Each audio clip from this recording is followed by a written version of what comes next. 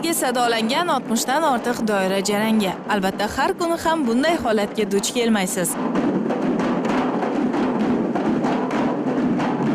Yosh doirachilar ijrosidagi bu kuy asosan bayram tantanalari uchun mo'ljallangan.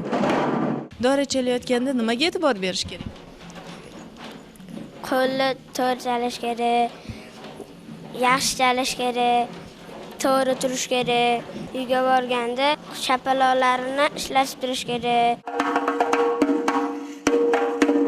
Abdulloh 4 yildan beri doira sirlarini o'rganib kelmoqda. Bu yerdagi ilk saboqlarni u shunday eslaydi.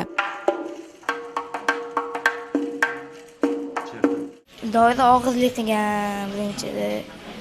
Keyinchalik o'rganib ketganman. Bu san'at menga o'zini chalinishi bilan zavq olib keladi. Katta bo'lganda men ustozlarga o'xshab doirachi bo'lmoqchiman. O'zbek doira san'at tarixi haqida so'z borganda usta olim Komilov, To'ychi Inog'omovlar nomlarini keltirmay iloji yo'q. Shu o'rinda O'zbekistonda xizmat ko'rsatgan artist Elmurod Islomov bu san'atning o'ziga xos jihatlari haqida shunday fikrlarni aytib o'tdi. O'zbek doira san'ati tarixi shundan iboratki, birinchi navbatda o'zbek musiqasini, raqsini, milliy raqslarni, inobatga olgan musiqalarni doirasi tasavvur qilib bo'lmaydi. Chunki sizga hozir bir tanovargami, munojatgami 10 ta sozanda chalsam bitta doira bo'lib, bitta usul berib turmasa, uni hisobga ola olmaysiz-da. Shuning uchun doirachi o'zbek san'atida boshlovchi ma'nosini bildiradi hamda dirijorlik vazifasini o'taydi.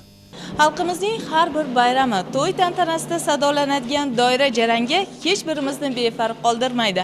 Aynan bu kabi mashg'ulotlarda doira sirlarini o'rganayotgan ushbu yosh ijrochilar ajab emaski, kelgusida o'z sohasining chinakam ustalari bo'lib yetishsa. Hadiya Abdullayeva, Jasur Abdujalilov, O'zbekiston onlayn informatsion dasturi uchun.